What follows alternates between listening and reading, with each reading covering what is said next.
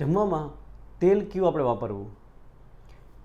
ભારતની ડાયટમાં ખાસ કરીને જ્યાં આપણે તળવાનું જે સૌથી કોમન હોય છે, તો એમાં આપણે કયું તેલ આપણા સ્વાસ્થ્ય માટે સારું છે, ખાસ કરીને જેને હૃદયની બીમારી છે, પેરાલિસિસની બીમારી છે, તો આવા દર્દીઓને કઈ પ્રકારનું તેલ વાપરવું, તેલ કેટલા પ્રમાણમાં વાપરવું, અને આ સિવાય આ તેલ કે જે ઘી આપણે વાપરીએ છીએ એની આપણા હૃદયને બીજી બીમારીઓ પર શું સાઈડ ઇફેક્ટ થાય છે, તેમજ અમુક આપણે એવા મુદ્દાઓ છે કે ઝીરો ઓઇલ કુકિંગ છે, પછી કીટો ડાયટ છે, પછી હીટ સ્ટેબલ અને હીટ અનસ્ટેબલ જે ચરબીવાળો ખોરાક છે, તો આ બધી વસ્તુઓ વિશે આ કોમન પ્રશ્ન પેશન્ટના મગજમાં થતા હોય છે.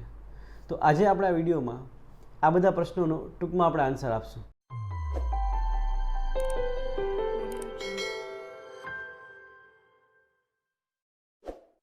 હેલો ફ્રેન્ડ્સ, હું છું ડૉક્ટર રામ વડોદરા અને આજનો વિડીયો જે બનાવું છું એનું પર્ટિક્યુલર એક જ કારણ છે કે મોટાભાગના માણસોને એ અવેરનેસ નથી કે આપણે જે જમવાનું બનાવીએ છીએ એમાં જે તેલનું પ્રમાણ, તેલ કે ઘી કે જે ચરબીનું પ્રમાણ છે એ કઈ પ્રકારનું હોવું જોઈએ, કેટલું હોવું જોઈએ, અને એના આપણા શરીર ઉપર, હેલ્થ ઉપર, સ્વાસ્થ્ય ઉપર શું ઇફેક્ટ થાય છે. તો સૌથી પહેલાં તો કહું તો જે આપણે એક જૂની માન્યતા છે, જે અમારા મેડિકલ સાયન્સમાં પણ એ અત્યાર સુધી માન્યતા હતી કે તેલ કે ચરબી ખાવાથી હૃદયનો હુમલો આવે છે.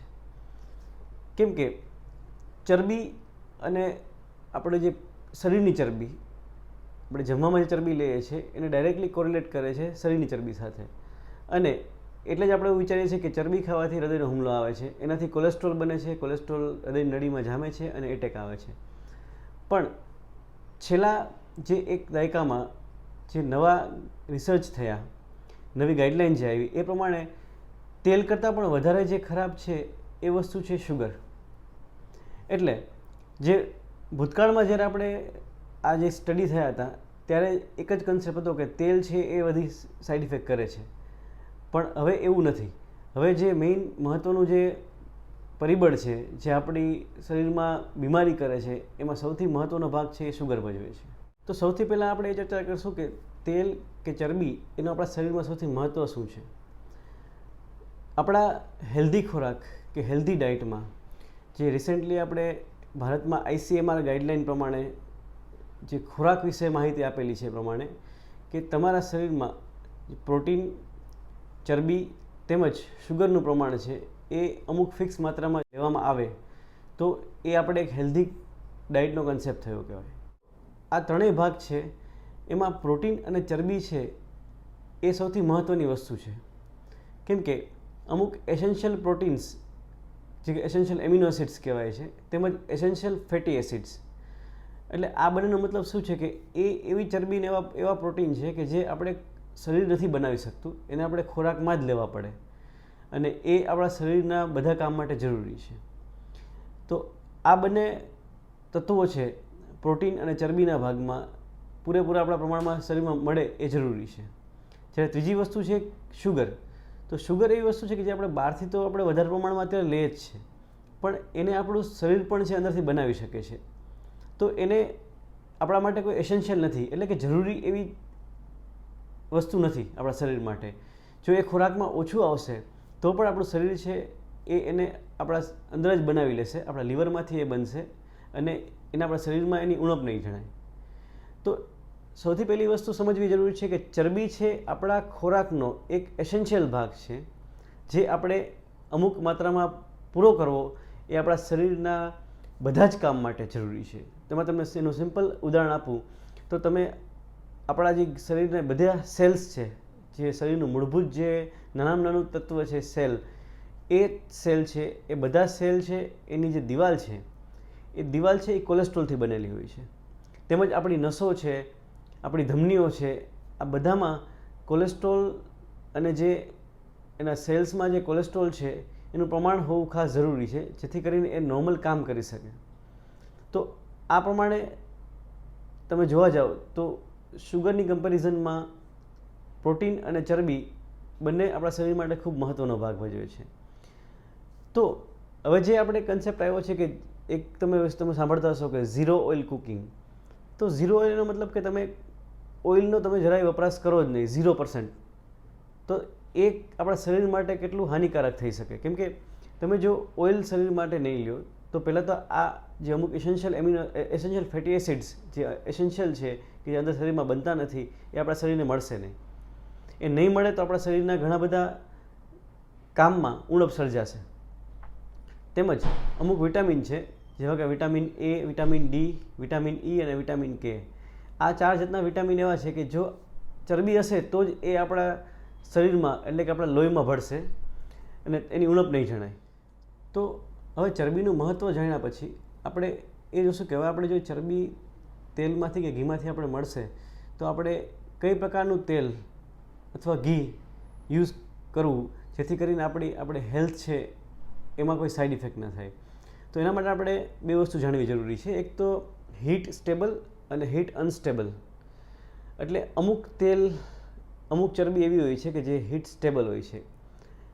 ખાસ કરીને આપણા ભારતમાં જે આપણે ખોરાક લઈએ છીએ મોટાભાગે આપણો ખોરાક છે એ તળવાનો એક કોમન કન્સેપ્ટ છે.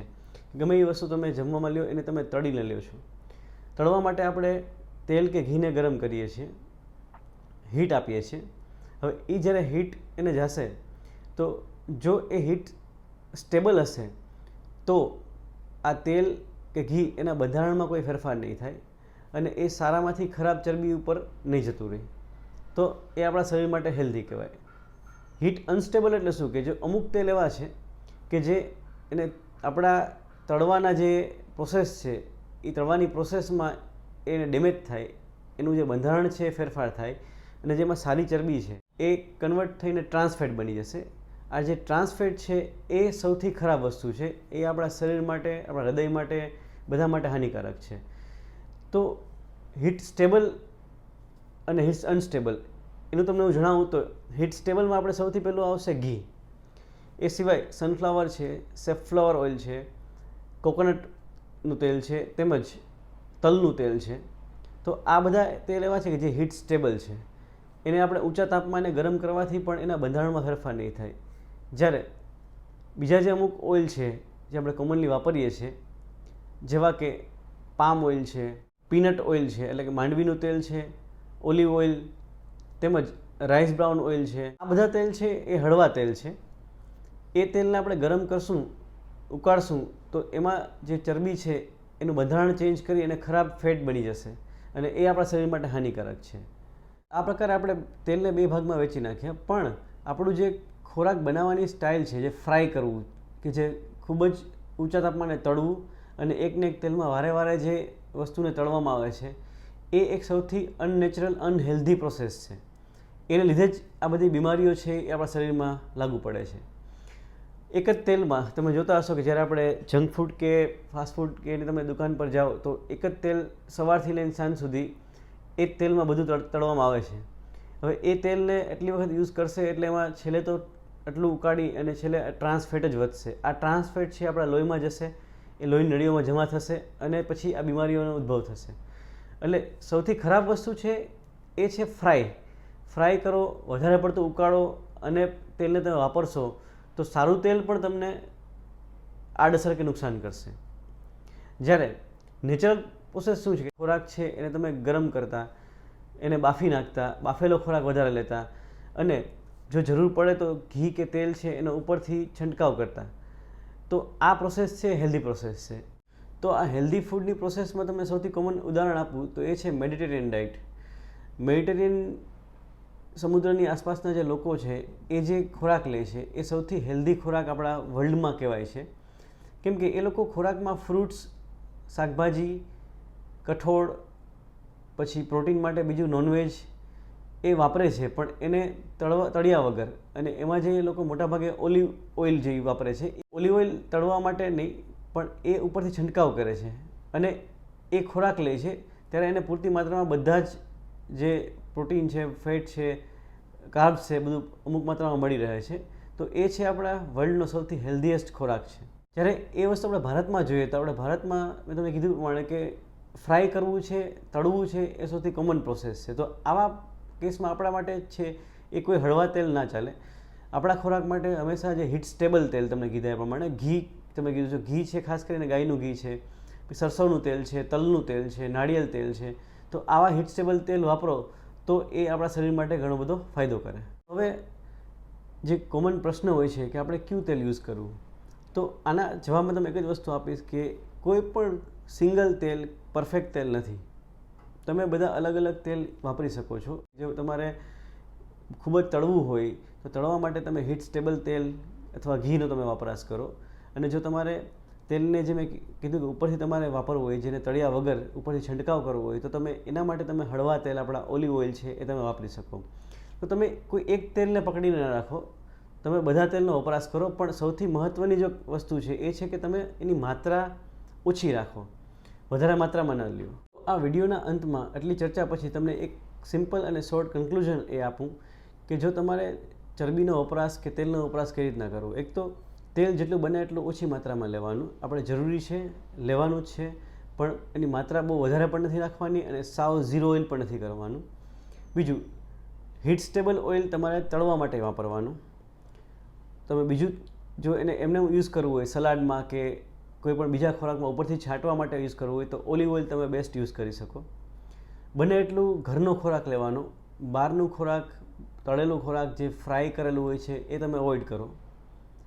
તો આ એક સિમ્પલ કન્સેપ્ટ છે, તમે એટલું ફોલો કરશો. બાકી રૂટીન તમે ખોરાકમાં જે કીધું પ્રમાણે તમે અમુક માત્રામાં તેલ કે ઘીનો વપરાશ કરશો તો એ આપણા શરીર માટે હેલ્ધી જ છે, એ હૃદયમાં કોઈ નુકસાન નથી કરવાનું. આ વિડીયો ખાસ એવા માણસો છે કે જેને આ એક કન્સેપ્ટ છે ક્લિયર નથી, તો જરૂર પડે તમારા બધા સગાવાલા જોડે એને શેર કરો. Thank you.